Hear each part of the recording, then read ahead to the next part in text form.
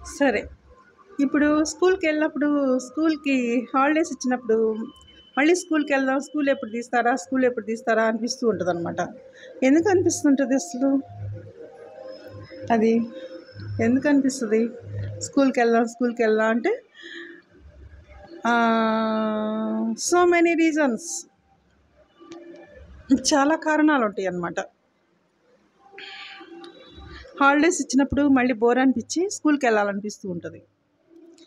ఎందుకంటే so many reasons, ఒకటే కాదు. ఎందుకంటే ఫస్ట్ చెప్పుకోవాల్సిన విషయం ఏంటంటే, ఆ అట్మాస్ఫియర్‌కి అలవాటు పడిపోయి ఆ లెసన్స్ నేర్చుకోవటం, ఆ టైమ్ షెడ్యూల్, అది మెయిను. ఒక టైమ్ షెడ్యూల్‌కి ఒక టైమ్ షెడ్యూల్, ఒక కంఫర్ట్‌నెస్ అనేది స్కూలింగ్‌లో ఉంటుంది. ఆ కంఫర్టబుల్ లేనప్పుడు వాళ్ళు లెసన్స్ చెప్పలేరు, వీళ్ళు లెసన్స్ వినలేరు.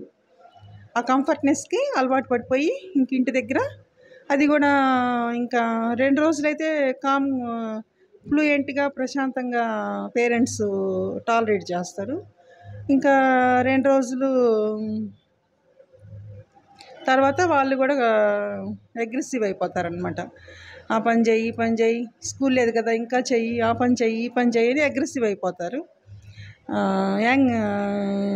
యాంగ్రీనెస్ ప్రదర్శిస్తారు. దానివల్ల మనకి కూడా కొన్ని సందర్భాల్లో మ్, ఆ, అది అది ఎందుకంటే తల్లిదండ్రుల కన్నా టీచర్స్కి ఎక్కువ రెస్పెక్ట్ ఇచ్చి వాళ్ళని ఒక పవిత్రతగా రెస్పెక్ట్ ఇస్తారు స్టూడెంట్స్. ఎందుకంటే అది దానికి ఇంకా వాళ్ళు ఒక పవిత్రతగా భావిస్తారు స్టూడెంట్స్ టీచర్స్ని. ఎందుకంటే దానికి ఇంకా ఆన్సర్ అనేది దొరకదు, ఏం చెప్పాలి ఏంటి అనేది దొరకదు అనమాట. అది కొన్ని ప్రశ్నలకి సమాధానాలు దొరకవు. అంటే అక్కడ ఏంటంటే అది మెయిన్ ఒక పవిత్రతగా రెస్పెక్ట్ ఇస్తారు. ఎందుకంటే అది మన సొంత కవిత్వం కాదు. లెసన్స్ అనేవి పెద్ద పెద్ద ప్రొఫెసర్స్ వాళ్ళందరూ ప్రింట్ చేసి ఇచ్చిన పాఠ్యపుస్తకాలను వాళ్ళ పాఠ్యపుస్తకాల్లో ఎలా పబ్లిష్ చేశారో ఆ మ్యాటర్ని జాగ్రత్తగా మళ్ళీ పిల్లలకి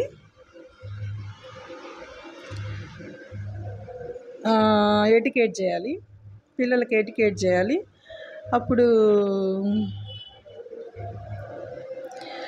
దానివల్ల వాళ్ళు ఒక దీని మీద ఉండాలి. పిల్లలకి చెప్పాలంటే వాళ్ళ ఒక కాన్ఫిడెన్సు, ఒక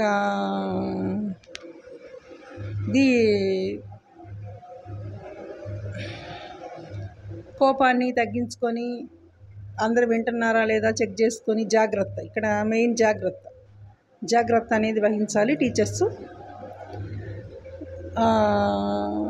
దాని అక్కడ వాతావరణాన్ని బట్టి స్టూడెంట్స్ ఆ లెసన్ వినాలి. అది ఆ వాతావరణం, టైం షెడ్యూలు, ఒక కంఫర్ట్నెస్ అనేది దానికి అలవాటు పడిపోతారు స్టూడెంట్స్. కంఫర్ట్నెస్కి అలవాటు పడిపోతారు. అదే ఇంట్లో కొన్ని సందర్భాల్లో పేరెంట్స్ చికాకు పడిపోతే స్కూల్ లేదు కదా, ఆ పనులు చేయి ఈ పనులు చేయని అగ్రెసివ్ ప్రదర్శిస్తూ ఉంటారనమాట. అగ్రెసివ్ ప్రదర్శించినప్పుడు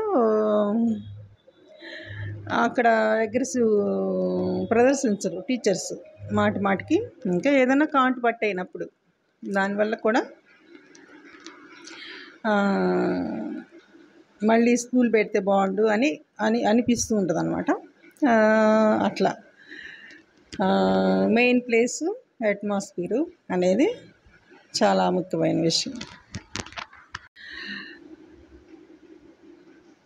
తగిన అమృతమేది, తలపగ విషమేది, తెగినిరాహారి అయినది రునికి.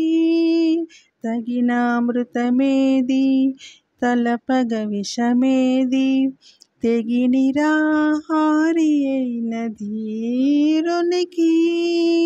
పగవారనగా వేరే, బంధులనగా వేరే, పగవారనగా వేరే బంధులనగా వేరే వెగటు ప్రపంచమెల్ల విడిచే వివేకికి తెలిసితే మోక్షము తెలియకున్న బంధము కలవంటిది బతుకు ఘనునికి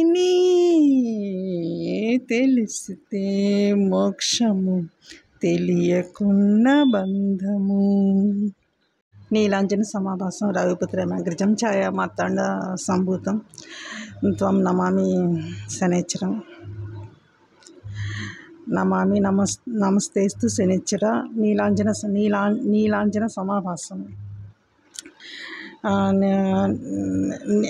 నీలవర్ణానికి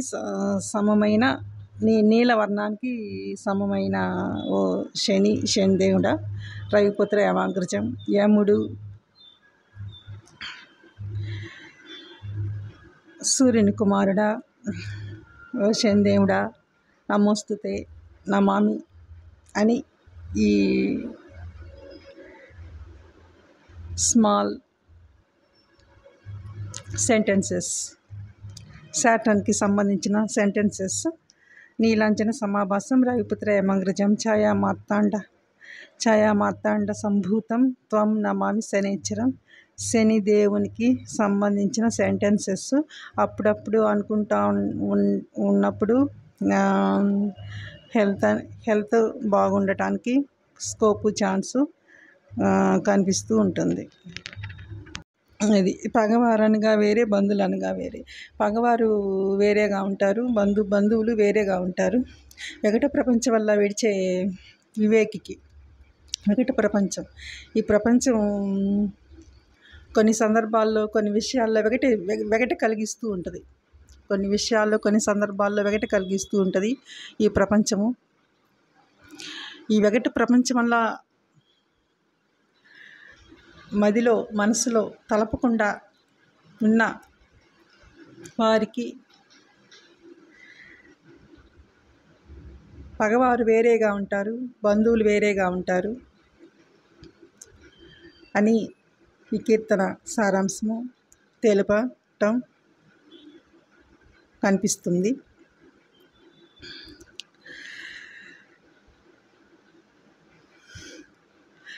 తగిన అమృతమేది, తలపగ విషమేది, తెగి నిరాహారి అయిన ధీరునికి ధైర్యవంతులకి తగిన అమృతము ఎక్కడుంటుంది? తలపగ విషము అనేది ఎక్కడుంటుంది? విషము అనేది ఎక్కడుంటుంది?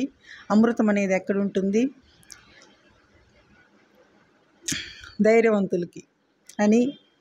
అది తెలిస్తే మోక్షము, తెలియకున్న బంధము. తెలిస్తే మోక్షము, తెలియకున్న బంధము.